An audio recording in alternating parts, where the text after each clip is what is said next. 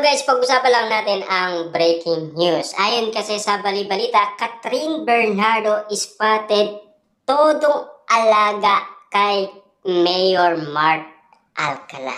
Grabe nga naman. Pero, mas sweet si Catherine Bernardo kay Alden Richard.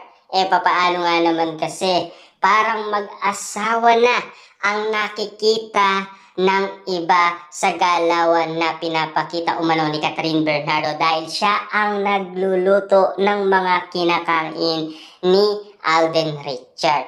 Pero sa pagkakataong ito, tila nagugustuhan na rin ng karamihan dahil ang galawan ni Catherine Bernardo ay pinapakita niya na kay Mayor Mark Alcala ang kanyang pag-aalaga. Todong-todo kasi ang caring niya na ginagawa umano kay Mayor Mark Alcala. Dahil spotted yan na pinagkakaguluhan, pinagpipestaan at pinag-uusapan. Grabe nga naman kasing ma-inlove itong si Catherine Bernardo. Kita niya naman, madaling araw, nakikipag-date kay Mayor Mark Alcala. Grabe, diba? Kitang-kita niyo naman siguro, naging independent lang si Catherine Bernardo. Naging iba na ang kanyang galawan. Simula naging jowa niya umano si Mayor Mark Alcala.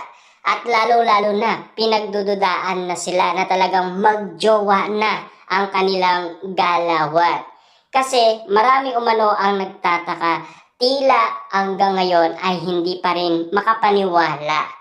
Dahil si Catherine Bernardo ay isang famous na artista at naulog lang siya sa isang Mayor Mark Alcala at ang daming nagsasabing mas red flag pa daw si Mayor Mark Alcala kay Daniel Padilla. Kaya marami umano ang nadismaya or nabahala dahil naging jowa ni Catherine Bernardo si Mayor Mark Alcala. Ayon pa nga sa iba, ang daming mga lalaki dyan. Bakit si Mayor Mark Alcala pa? Kung sino ang mas red flag, yun pa ang pinili ni Catherine Bernardo.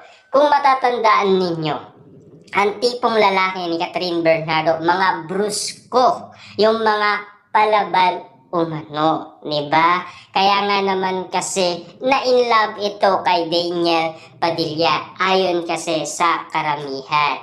Pero wala na tayong magagawa doon. Na-inlove ang ating idolong si Catherine Bernardo sa isang Mayor Mark Alcala, diba?